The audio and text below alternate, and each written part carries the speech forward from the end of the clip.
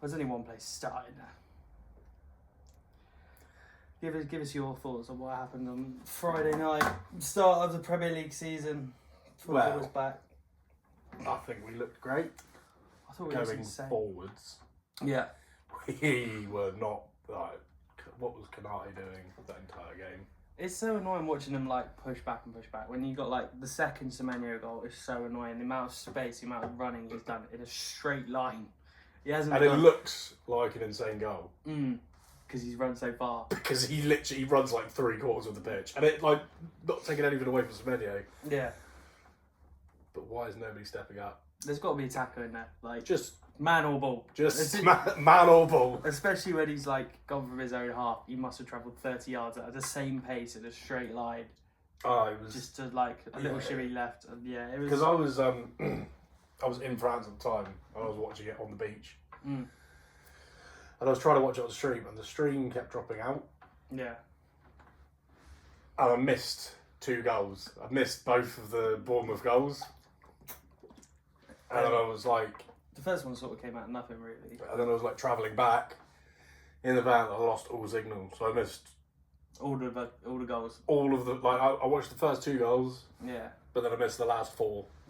So I was kind of raging. But I thought that Verts looks, whilst he didn't, didn't get an assist or anything like that. I think once he starts clicking, he played well, like the Community Shield. Did you see some of his passes? You can see that what he's all about. I think some of he doesn't need any room to move No. at all. He just like the little flicks and touches with like 3 players around him. It's perfect. And like Ekitike, his goal was pretty much the same as the Community Shield. He's like laid it off, like taken 1 step in, and the defender's just like gone with like this tiny little movement, 1 touch. He got a little bit lucky with the bounce, but I think he deserved it the way he played. Yeah. So goal and assist for him on his Prem debut. He was insane. It's looking good, but like we said, not that. Well, I was back on the pod 2 weeks ago. We're not going to be defensive juggernauts this season. No. We're going to concede so many goals, and I'm probably going to have to take out all of my Liverpool defenders. And I think I think scrap that idea. We are just going to concede every game at least 1, I think. But I think but our strength going forward. I think we've got fucking like 9 people going forwards. It's crazy. Yeah, because Chiesa's come on and score as well. Like no one saw that coming. No. It's not quite nice for him though. Yeah. He obviously had a pretty shit last year. Yeah, he didn't play well. He scored in that Newcastle game late on, but it meant nothing by them. Yeah, and Salah scored. But obviously. Most importantly, it was an Endo assist. The true goat of football. He came up way too early. Quite early on, they took off Ekitike, and they were playing like a 4 of like Verts, Soboslai, and then Salah and Gakpo, and he did exactly the same on the Community Shield, and it just doesn't seem to work. I thought the subs were a bit dodgy. I didn't like obviously the amount of people that probably put Frimpong and... Frimpong fucked me in FPL because he took him off for 460. Yeah, so everybody got 1 point with their Frimpong and Kirkhead shouts. Yeah. I just thought they were a bit of weird subs for that sort of time, and then... Yeah, I mean, bringing on Curtis Jones never feels good. Joe Gomez finally came back. That's the first time I've seen him play in ages. That was the first notification I got, was the subs, and I saw that... Was it Curtis Jones and Joe Gomez got brought on? Yeah, for McAllister and Ekitike. And I just looked at that and I went, why? But yeah, see where you like it worked. Sort of 88th minute, Chiesa scored quite a scrappy volley, but you take those, absolutely. And then Salah iced it off nicely. What a fucking start to the season, boys. Yeah, top of the table. Loving it. I also love that even after the first day, Arsenal was second and Liverpool at top. And Arsenal hadn't even played a game. Love it. Hang it in the Louvre. Right, the next game was Villa-Newcastle, which, by all accounts, I'm so glad I didn't bother watching. I watched... It wasn't actually a terrible game. It was quite back and forwards, but... Back and forwards. So, in total, Villa had 3 shots in the whole 90 minutes. All 3 were on target, to be fair to them. None of them were in the first half. No. They just got absolutely dicked They down. got dicked in the first half. But Newcastle don't have the... Striker. They don't have the striker. Yeah. Like you could tell that they like if they'd have had Isak playing, and he wasn't crying and putting out some fucking whatever he's got on Eddie Howe restraining order. That cannot be true. I can't imagine Eddie Howe fighting. Just see him going bright red straight away. But Newcastle struggled without him. And I think if Isak was playing and none of this drama had happened, they would have probably comfortably won 4-0. Like they were all over them. It's a surprise for Villa because Villa generally are quite good at home. So to start off have a home game first game and Newcastle and to not have a shot in the whole of the first half, the Villa fans must be raging. It was also something like the first time in 31 games that Newcastle had drawn or something like that. Was it? Wow. There you go. Actually, yeah. I watched the full game of Villa Newcastle. That's it was a shame, mate. Such a waste of time. Conser got a red card. I still haven't seen the challenge, to be honest. I saw it as 0-0. I didn't even bother. Oh yeah, like blatant red card, but it wasn't. There was nothing malicious about it. It was just last man, and yeah, he's taking him. He's just took him down. But do you know what pisses me off? He's still got 3 points because it was after like the 60th minute. So he got the clean sheet. He got the time played, and then he got a -3, so he still ended up on 3 points. So he got more points than Van Dijk, and he got a fucking red card. That's absurd, to be fair. Yeah, dodgy start for Villa and Newcastle. Both of them should feel like they could win that, really. For Villa, I've literally just seen this before we started recording. You've seen Leon Bailey's gone on loan to Roma. Oh, really? Yeah, on loan, they're paying all of his wages, and they've got an optional buy-on of 25 mil. Who are Villa going to get in, man? If they just keep letting these players go. Did Bailey play at the weekend? They're going to do some panic buying, aren't they? They're going to have to. I think the squad looks really, really thin.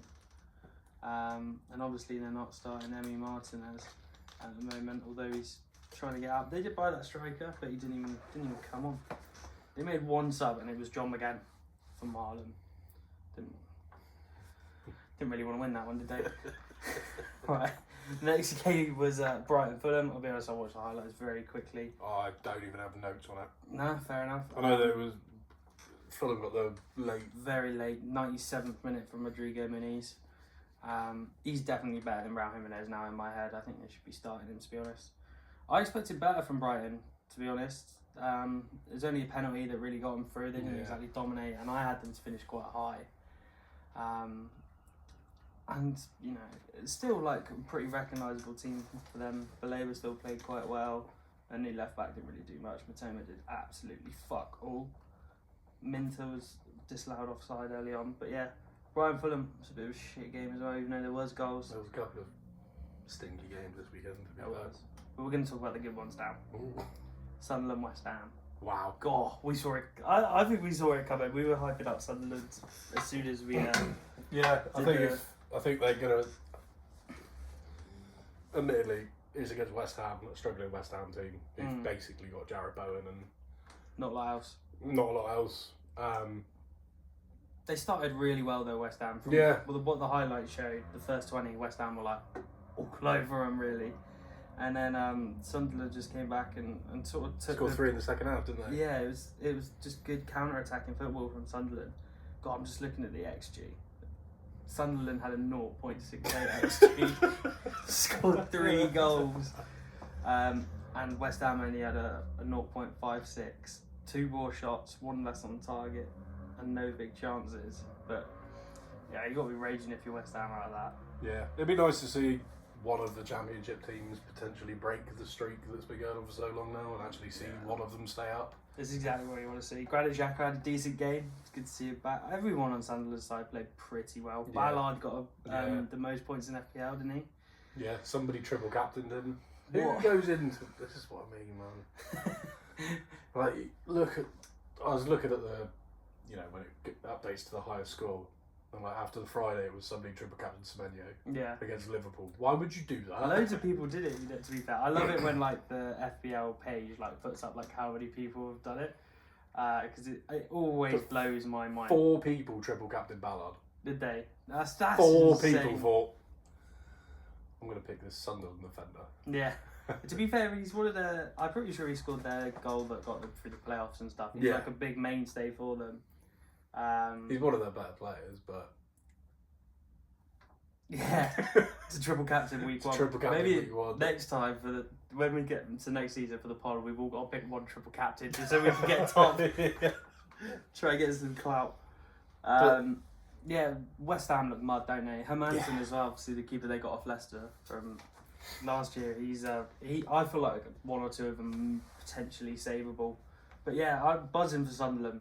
What counter-attacking football was insane from them. Absolutely destroyed West Ham.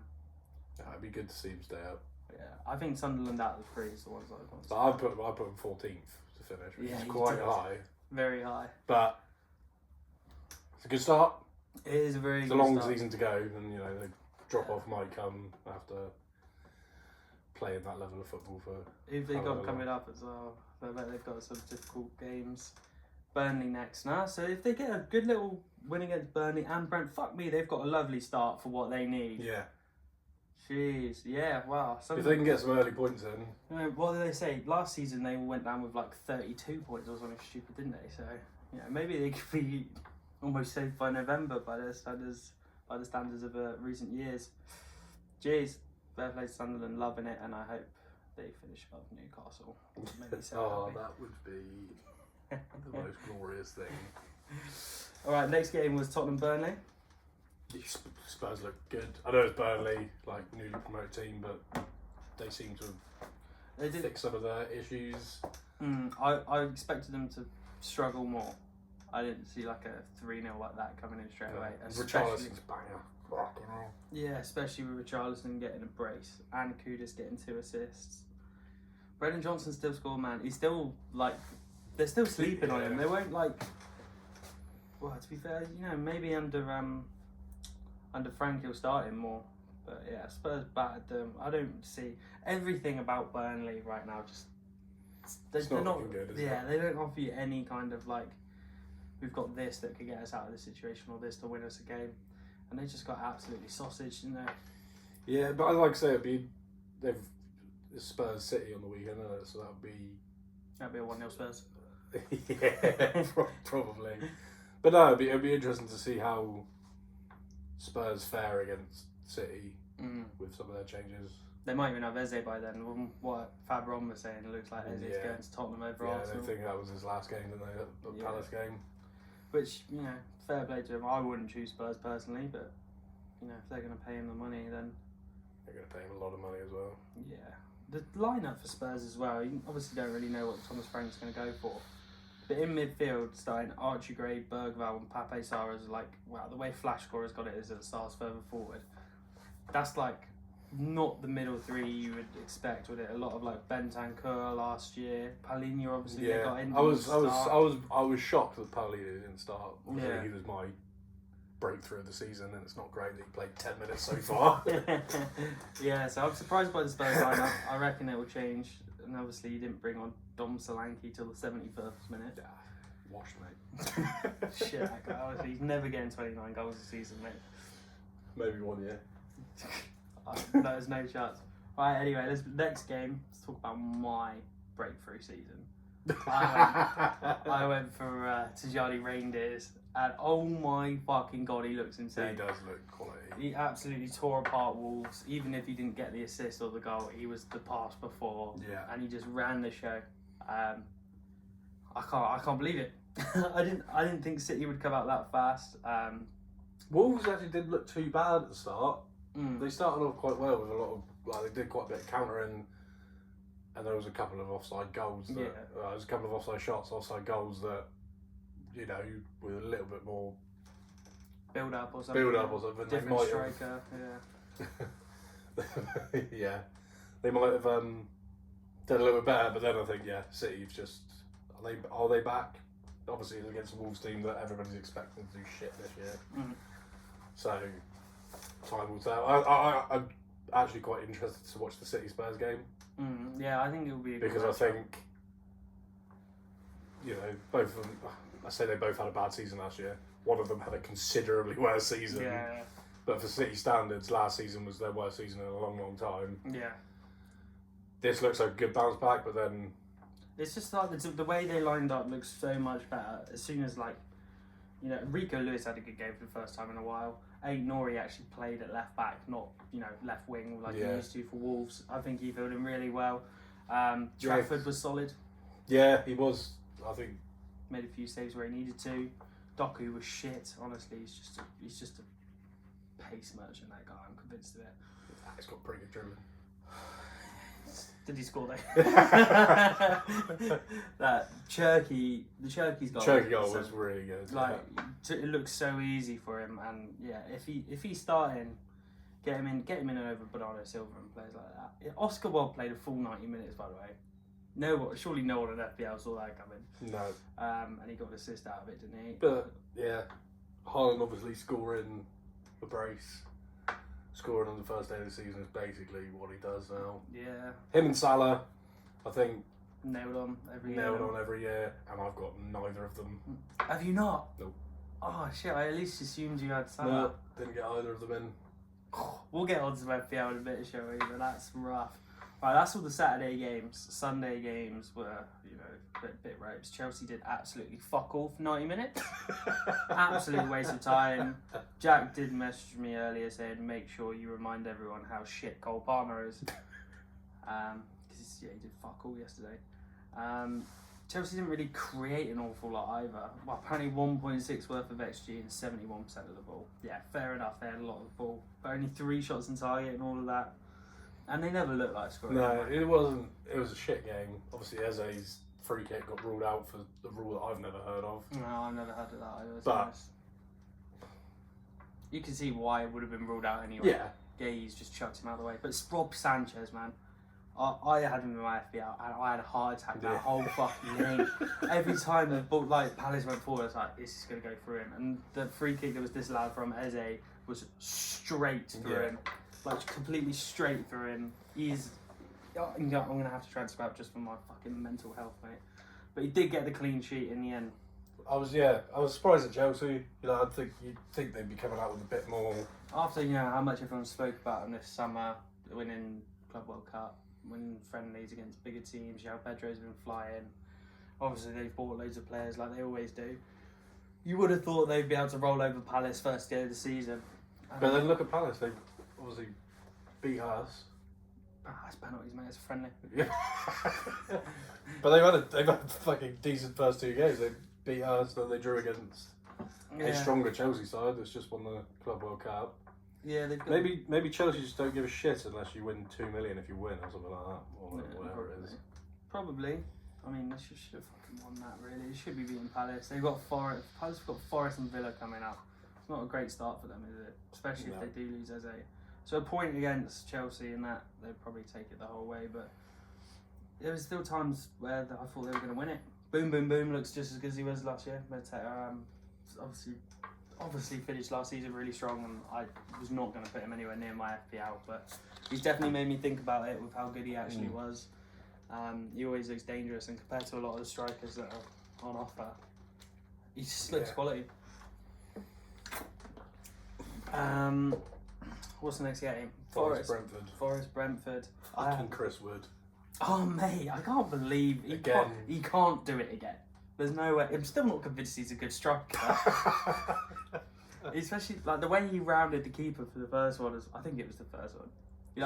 Yeah, it was the first. Was it the first goal or the third? I can't remember which one it was. There was like a weird volley in there, and then the one where he like rounded the keeper, but he was like kind of lucky. It like bounced off his heel and just sat up for him.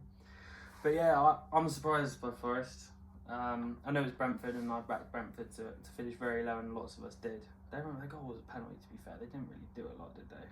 Apparently they had 1.5's worth of XG, 10 shots, 3 on target. I don't remember any of those. As far as like I was watching, Forest were pretty dominant the whole time. Morgan Gibbs-White absolutely run the show, and it's 300 grand a week. I mean, yeah, his assist was fucking lovely as well. He like, fair play to them for offering them the money. They've locked in somebody for forever. A long time, yeah. And if they keep going, like they are genuinely trying to push to be one of the top teams again. Yeah, I think they almost like as much as the owners are fucking weirdo, and like I'll never get over that video where he's just held him hostage. He's genuinely doing football like it's Football Manager. Yeah. or like a FIFA career mode, like the way they brought in all of those players who've just like seemingly got potential, kept the ones who are good, shifted the other ones out. It's just like year on year. Yeah. They're just going to keep building, I think. But yeah, maybe they're not going to have the drop off that everyone's saying. Admittedly, I said anyway. We've still got to wait for Europe. Mm. See how they manage the workload of playing in Europe and the Prem. It does very much feel like they still have a good starting 11 and not much else. Yeah. So, but you know, be interesting to see. Yeah, Forest looked good first game of the year, and then let's have a rant about this one. Yeah, fuck this game. It's looking so forward to it. United Arsenal 1-0 Arsenal. I was looking so forward to it, and I saw the United lineups. I was like, Arsenal will score 3 today. That Bayindir guy in goal, Luke Shaw starting at left centre back. I was like, this is gonna be Arsenal all over. And you know what? They were so fucking lucky. Yeah. Shit. Arsenal shit. The whole game. It was literally like a FIFA game. They scored from a corner where the keeper should have done better, and that is it. I don't remember another. Oh yeah, the keeper just got bullied out of the way. Yeah, just thrown out of the way. I can't remember another. Saka had like a shot on. Was that blocked by Maguire? It was blocked by De Ligt. It was actually a really good block from De Ligt. Oh, yeah, I thought De Ligt had a really good game actually. I don't know. I'm not convinced on him yet, to be honest. I think Euro didn't play as well, considering he's the one that everyone sort of says is the best United centre back. Or that's certainly the vibes I've got anyway. But yeah, so United dominated the ball. It's fine. They play a 5-back. You kind of hope them to. They had 22 shots and 7 on target. Surely one of them's got to go in. Raya had one unbelievable save, to be fair. It was the header from... No, Cunha, I remember Cunha, chopped past, put it down low, and Raya just about got his left hand to it. That was chance. That was a chance I thought, fuck, that's just one hell of a save from Cunha, from Raya. But I didn't think Saliba played particularly well. I feel like Mbeumo and Cunha had the beating of Gabriel and Saliba, to be honest. And he started with Calafiori. Admittedly, he scored a tap in, but starting with Calafiori and Ben White, I actually think Arsenal looked so much better with Timber and Skelly. Yeah, when Timber and Skelly came on, they looked a lot more solid. But yeah, I can't believe it. Gyökeres did fuck all. Oh yeah, he did nothing. I got a beautiful little stat that I found on Twitter. Yeah, he never really got going at all, as much as he tried to run in behind and be a problem. But he did absolutely sweet fuck all. So Gyökeres had 3 touches of the ball in the first half, and somebody apparently counted it, and he touched his hair 28 times. Oh dear! He just sorted out his hair 28 times. Now you said that, I think about the times it cuts to his face when it's gone out because he's done nothing. He was always flicking his hair back. Well, no, you're gonna need better. Havertz looked better than him, and Havertz still looks shit. Yeah, when Havertz came on, they looked better, but yeah, Gyökeres did sweet fuck all. Yeah, flop of the season could be coming in there, chum. It's United first game. I can't believe it's annoying that Arsenal got away with it. They just didn't deserve to win that, I don't think. No. A win is a win, you take those, but... United definitely deserve to win the game. And I think, have you seen everybody shitting on Amarim's comments? I saw the whole thing after, it's this is only the start and all that because he said that, today proves that we can probably beat any team in the Premier League. And obviously everybody's taken that as it just says 1-0 loss to Arsenal at the bottom. But I think there's some truth in it. If that team starts to click, I think they could be quite fucking scary this year. It's the formation. So many teams have figured out how to play it well now. That 5-back, as long as you've got good full wing backs, which Dorgu and Dalot, I'm not really sure. Palace play the same system, the 5-back, but their wingers are quality. Munoz is up and down and really tries to create as much as he can. Diallo, as soon as Diallo came on, so much better. Changed the game completely. So much more attacking, so much more direct on that right hand side. He had a lot of Arsenal players on toast as soon as he came on as well. He was dribbling past them like anybody's business. He looks so much better, and then obviously with Sesko, and then if they play Mbeumo and Cunha behind, that's like having Eze and Sarr for Palace. So as long as they start playing the system right, 100% they'll win games. I saw another tweet, it was quite funny. It was Sesko's the worst Premier League striker I've seen in 30 minutes since Gyökeres was on. Yeah. Worst striker I've seen in 30 minutes is, Gyökeres came off a minute ago. He was horrendous. He was, yeah. Don't get me wrong, I can still be proven wrong. He'll still score goals, there's still time, but it's not a good start of the run, is it? He just looked out of place, and I think, like I was saying, is that he's a counter attacker, and Arsenal just can't counter attack. Even then, there was I think there was one time where the ball came out on the far left, and he had it was just him against De Ligt, and he just didn't say he absolutely shat it. He could have nudged it, done anything, played for a bounce corner, and he just absolutely shat it and got nothing out of it. So I don't know, occasion or something too big for him, but he did not turn up at all, did he? Not bad. Right, and we should say we're recording this literally just before Leeds Everton kicks off in an hour, so we don't know the result of that one. Should we just raw dog FPL straight away? Yeah, let's do it. I've still got 3 players to play. Have you? Jeez, now all of mine have played, so I've peaked on 80 points this week, which I'm relatively happy with, to be honest. I'm currently on 50. Yeah, 3 to play, still chance. With a bench boost. It's not been a great start. That's not great, to be fair. I've got 3 Everton players to play. I just hope that they absolutely bum Leeds, which probably won't happen. They might win 1-0. I think if I was going to put money on it, I would choose Everton, but it can't see him scoring more than 2, can you really? Especially with their lineup, who they're relying on, Jackie Grealish. So in goal I went Sanchez, obviously got that clean sheet against Palace, which I am shocked by because he's shit and I need to get him out. But yeah, luckily Dubravka on the bench obviously got dicked by Tottenham. I'm sure you've got Dubravka, as most people got Dubravka. I got Trafford and Sanchez. Oh shit, yeah, because you were bench boost. Yeah, fair enough. At the back, I was as I mentioned earlier, Frimpong absolutely robbed me because Slot took him off before, what is it, 60 or 70 these days? 60. 60. He came off in the 59th minute. Same as Gyökeres. Raging. Nico Williams came off early as well, and obviously didn't keep a clean sheet, so he did fuck all for me. Mickey van de Ven played well for me. That was my starting back 3. Obviously got the clean sheet at Burnley. How did you get on with your back line? So I had Verge. Yeah. He got 3 points because he got the defensive contributions, but obviously he didn't keep a clean sheet.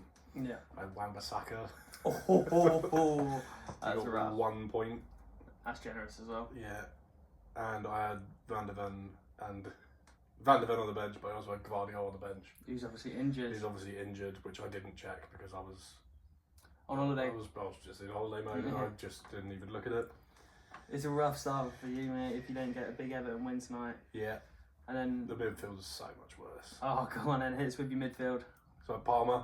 Yeah. Did fuck all. I think everyone's quite angry at Cole Pizzi. I had Marmouche. Who didn't start for City. Yeah. And he came on in the 70th minute, so he got 1 point. I had more Gibbs White, so obviously he got the 5 points, but missed out on the clean sheet. Yeah, because of that penalty. And I had Wirtz, but I captained Wirtz. So that was a nice 4 points for me. Savage. Yeah, and then I've got Ndai to play tonight. Yeah, I've got Ndai on the bench, but obviously I'm not bench boosted, so he will not be getting any points for me. Are you thinking any changes? Because obviously you've got. Well, let's run through the rest of the teams, and then we'll go for what you're going to go for next time. My midfield was Elliot Anderson, who actually had a quality game, got an assist, and if it weren't for that Brentford penalty, he would have got me decent points. Ended up on 6. Tijani Reinders got me 10. I'm so glad I backed him. Palmer did fuck all. Absolute rat. Cole Palmer, we still hate you. On the left, like you have left, the last midfielder was Gakpo, who obviously scored, sort of buzzing with that. Yeah. And all your strikers? So I had Ekatike in. Yeah. And I genuinely thought that I'd swap the captaincy to him because I was going to captain him, but obviously it didn't come in the end. And then I had Jack Bowen, who also did sweet fuck all. Ekatike, Bowen, who's the last one? Beto's on the bench for tonight. Beto for tonight. And I think if anybody's going to score for Everton, it might be him. Fingers crossed though. The lineups will be out soon. We'll check it live, shall we? Yeah, my front 3 was Ekatike as well. 11 points, goal and assist. What a fucking legend. And then a captain Haaland, who got me a big 26. and then Ollie Watkins was fucking useless. Yeah, I'm a bit annoyed. I had Chris Richards on the bench, the Palace defender. Obviously, I expected Chelsea to do a lot more. So I left him on the bench, and he got a big 6 for me, which I'm not particularly happy about. Huber, or however you say it, on the bench for me as well for Wolves. But obviously they got Dick, so we don't care about him. Going into next week, obviously you set out for a bench boost, so you've got more players to choose from without sort of making transfers. Yeah. What's your lineup going to be? So I've made one transfer. I got Alcavalio early because he's expensive. So I got him out. I brought in Ballard, recency bias, I know. They've got Burnley. But they've got Burnley away next week. You know, they've just got a clean sheet against West Ham. Feel like maybe it could lead into that. Stuck with Sanchez in goal. Yeah. Because they got West Ham. I don't know how long I'm going to be able to cope with Sanchez, but yeah. Back four of Verge, Tarkowski, Ballard and Van de Ven. Yeah. Van de Ven's a bit of a... Got City away, yeah. Bit of an interesting one, but... Yeah, I know they've got City, but it's, yeah. I've not put Marmouche in because he's probably not going to start. Nah, I would have thought he'd choose Cherky or someone else over him. A midfield of Palmer, Verts, Gibbs, White and Ndai. And might captain Palmer. I think that is very brave. They got West Ham. Yeah. West Ham looks shit. And it's between him and somebody else. Someone else. Between Yeah. him and everyone else. And then up front it's Ekatike and Beto. And it's probably, the captaincy probably might go to Ekatike against Newcastle. I just hope that we beat them like 40-0. Oh, I don't care how it comes, I just hope we beat them. I haven't made any changes as of yet. This might change before it comes to the weekend. You know, Haaland against Tottenham doesn't have a great record. And, you know, players on the bench like Mickey van der Ven probably come out for Hoover, however you say it, against Bournemouth, and then they got Everton following that. I'm definitely saving up the transfers. I've had a pretty decent start by my standards, which I'm buzzing with. We should say, like, Let's talk about Jack's FPL. Yeah, should we have a little laugh at Jack? So Jack finished on 24 points. He's still got one player to play. Does he? He's out in Jai again. He's got Raya on the bench. Oh yeah, he's got Raya on the bench with a big 10 points. That must be heartbreaking. Munoz and Gahey as well, both clean sheets on the bench. And Granit Xhaka after all the slander he gave him. Kelleher, Wan-Bissaka, Gyökeres on 1 point. Captain Palmer as well. Jack has had a generational stinker. I'm not sure we'll sort it out this episode, but next time we'll give out the code. Should we get people to join us? And everyone will finish ahead of Jack, judging by the start. Right, okay, let's get on to Super 6 predictions. Charlie is still banned for being a degenerate gambler. So as I read out the results, he's going to do his live. Jack hasn't sent me his because he's useless, and I can't wait for him to listen to this back. So Super 6, the first game we're predicting is Brentford Villa. 2-1 Villa. I've gone exactly the same. Surely, like, I feel like Brentford are gonna, you know, shit out some goals. Not obviously a penalty against Forest. They got lucky to score, to be honest. And I don't think they really offered a lot, so I don't see them scoring more than one. But they can shit out one at home. Generally, they are better at home. And even though Villa, you know, let us down and did fuck all in the first game, I think 2-1 Villa's a solid result. The next game on Super 6, Wolves Bournemouth. Do you want me to say what I've got with? 2-0 Bournemouth. 2-0 Bournemouth. Fair enough. I mean, I backed Wolves quite heavily when we did the 20-1, so I've gone for a draw. I've gone for a 1-1. I think the way they played against us suited it. They obviously, the Semenyo goals were shocking defending, and I like to think if Wolves are playing a 5-back, which they did against City, they won't concede that kind of goal again. So yeah, I've gone 1-1 for Bournemouth Wolves. But, you know, really don't know which way that could go. The next one is Arsenal Leeds. What are you thinking for Arsenal Leeds? 1-0. 1-0. Really? Well, we still haven't seen Leeds play a game yet, to be fair. No. So at the time of recording this. So No, but we've seen Arsenal play. Yeah. And they're about championship level. Yeah. I've gone 2-0 Arsenal. Surely they're going to play better than they did against United. But again, it's difficult to say because at the time of predicting this, we haven't actually seen Leeds play a Premier League game yet. The fourth game on there is Palace Forest, which should be a good game, I think. Good game. 2-2. Really, I've gone 2-1 Palace to edge it. I think I've got a bit of an agenda against Forest. To be You honest. don't like Chris Wood. You really don't like Chris Wood. I don't like Chris Wood. You're right. He might be on the agenda list. And it's because we watched him at Exeter as well. Fucking fat twat. 2-1 Palace. I reckon they've got just enough to beat them. But 2-2, you can see that as well. But if they lose Eze in between them. Yeah, that's a good point. If Eze's gone before the end of the If week. Palace lose Eze, I think they fall off pretty fucking hard this year. Yeah, I mean, they still got a solid lineup. But like the replacement for him is probably going to be like that Devaney guy or. But Eze is like their talisman. Yeah, he's the guy. They've got like you say, they've got really good players, but Eze seems to be able to link it all together. Yeah, fair enough. I think as losing Eze before then could definitely change my prediction. Fifth game on there is Everton Brighton. Again, we still haven't seen Everton played in this season, but what are you going to go for? I feel like a 1-0 Everton. 1-0 Everton. I've gone 2-1 Brighton. I think Fulham were quite lucky against Brighton to get that result. So I think Brighton will come back with a win. But again, we still haven't seen Everton play. No, and I think the most safest option for an Everton game is for them to probably win 1-0. Yeah, they're not. It's unlikely they're going to concede loads, but I think Brighton should beat Everton. They should, yeah. In the current climate, I think so. Yeah, I've gone 2-1 Brighton. You've gone 1-0 Everton. The last game on there is Fulham United at Craven Cottage at Fulham. I'm going to go for a 3-1 United. Yeah, I went 2-1 United. I think they're going to start clicking, and they're going to be scary. I don't think they're going to. Don't get me wrong, they're not going to win the league or anything like that. But Europe, yeah, top half for sure, which has already fucked my pre-season predictions. Yeah. I mean, do you remember where you had them? 13th, I think. 13th. Or 14th, maybe. It was mid-table. Yeah. But I think, watching them actually play. And don't get me wrong, they should have finished way more. They should have definitely scored loads of goals. Yeah. But I think once that actually starts to click, like Cunha on the fucking break is rapid. And Mbeumo is fucking incredible. Yeah, he broke through a couple of times. Cunha bundled his way through the Arsenal defence at one point, didn't he?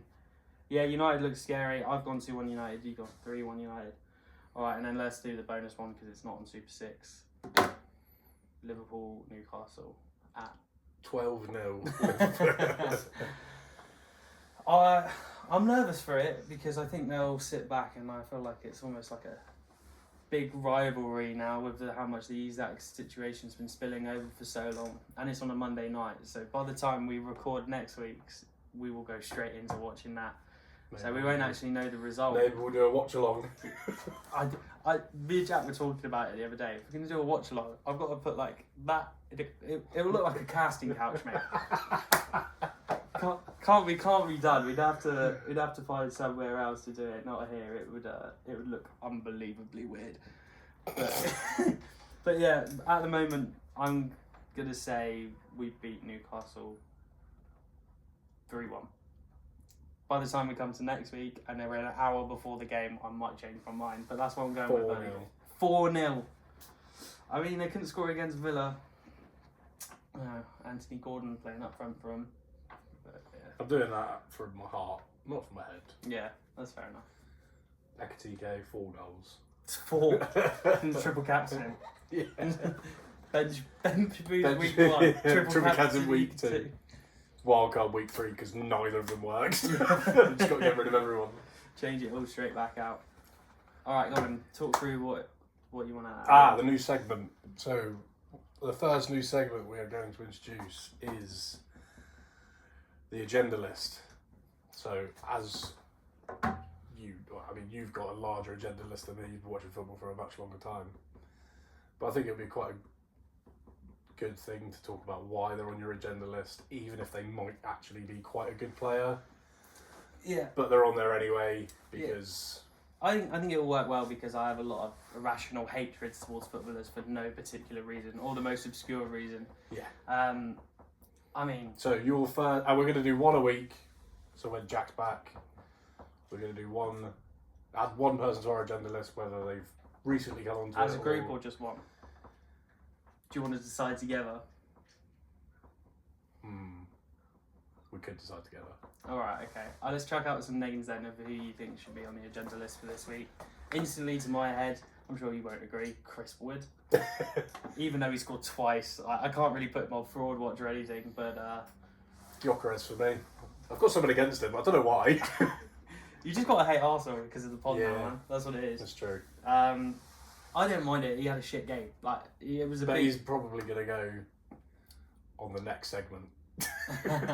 Okay, so agenda list. I mean, there's so many players that I have irrational hatreds for. I could go Cucurella. most of the Newcastle team.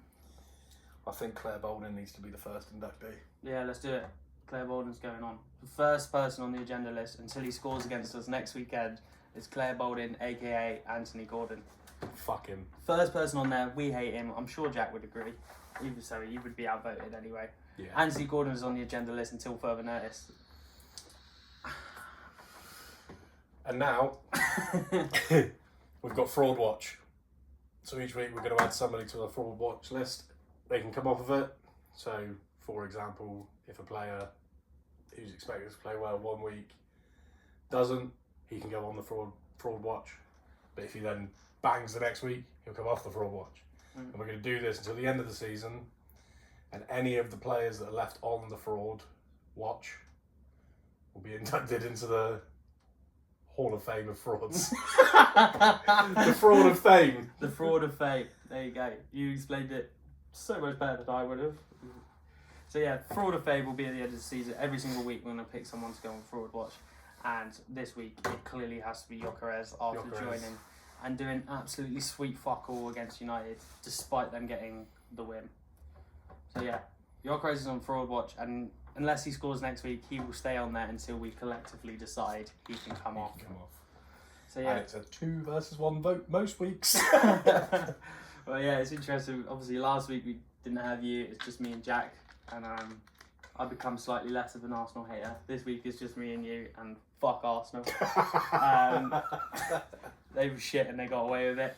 And then next week I think we've got all three of us on a bank holiday, and then after that it's the week off, and that week off is right after Liverpool Arsenal. So, you know, maybe we'll have to do like a bonus or something. Yeah, maybe a later upload. Yeah, later in the week one. But yeah, cool. I That's think it. that's everything I want to talk about. What podcast? Bash. Bash.